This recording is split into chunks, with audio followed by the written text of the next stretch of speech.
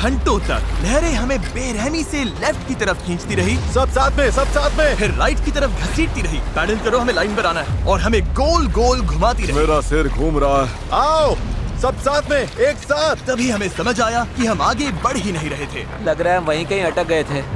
हम फंस गए इस समंदर के बीचों बीच, और हमारी हिम्मत टूटने लगी थी। तुम्हें लगता है अभी हमारे नीचे शार्क्स होंगी? 100%। हम इतनी दूर आ चुके थे कि वापस लौटना पॉसिबल ही नहीं था, और आगे बढ़ते रहना उससे भी ज्यादा मुश्किल था। मुझे लग रहा है जिमी उल्टी करने वाला है, और चैंडलर तो अभी सो ही गया है। हम 6 घंटे से कभी रो कर रहे हैं, कभी रुक रहे हैं। डायरियस तो पूरे टाइम लगा हुआ है।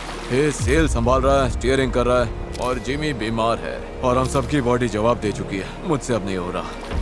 अब जब मैं और चैंडलर प्रैक्टिकली बेकार हो चुके थे, तो ये मिशन पूरी तरह हेज, नोलन और डैरियस के भरोसे था। डैरियस, तुम कमाल के हो। Thanks man. सबसे बुरी बात यह है कि वो लिटरली यहीं है, इतने पास, फिर भी हम पहुंच नहीं पा तभी रहे। जब उम्मीद धीरे धीरे टूटने लगी, किसी चमत्कार की तरह कुदरत हमारा साथ देकर हमें आगे धकेलने लगी। पता नहीं तुमने नोटिस किया या नहीं, पर हम बिना कुछ किए खुद ब खुद आइलैंड की तरफ मुड़ रहे हैं।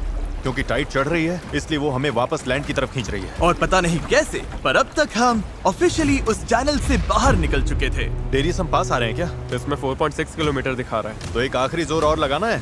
मुझे लगता है कोशिश बनती पूरी है। जान लगा मैं दो। बोल भले दूं कि अब नहीं होगा, पर जब तक सच पे रुक ना जाऊं, मैं हार नहीं मानूंगा।